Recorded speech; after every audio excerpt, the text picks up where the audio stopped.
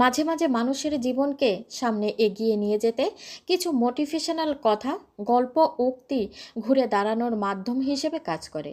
তেমনই একটি শিক্ষণীয় গল্প আজ আপনাদের সাথে আলোচনা করব। একবার একজন মহানুভব ব্যক্তি তার বাগানে একটি প্রজাপতির গুটি দেখতে পেলেন।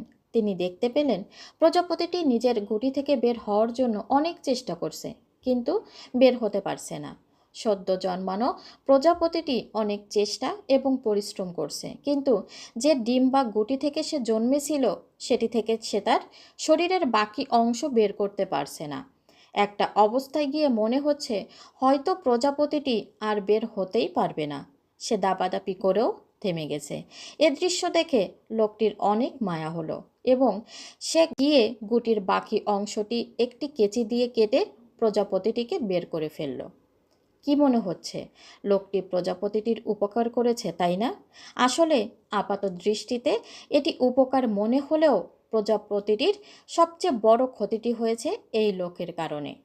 প্রজাপতিটি গুটি থেকে বের হয়ে আসার জন্য যে চেষ্টাটি করেছিল, তাতে প্রজাপতিটির শরীর আগামী দিনের চ্যালেঞ্জ নেওয়ার জন্য প্রস্তুত হচ্ছিল। তার ডানা ঝাপটানোর ফলে গুটিতে থাকা আল্লাহ প্রদত্ত তরল পদার্থ তার ডানা শক্ত হতে সাহায্য করছিল।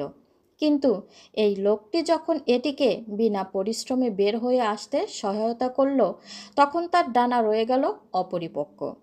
প্রজাপতিটি এর বাকি জীবনে কখনো ঠিক মতো উড়তেই পারেনি, কারণ এর ডানা ওড়ার জন্য যথেষ্ট মজবুত ছিল না।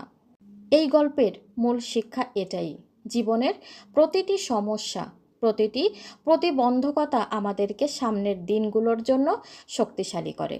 কষ্ট ছাড়া বড় হওয়া যায় না।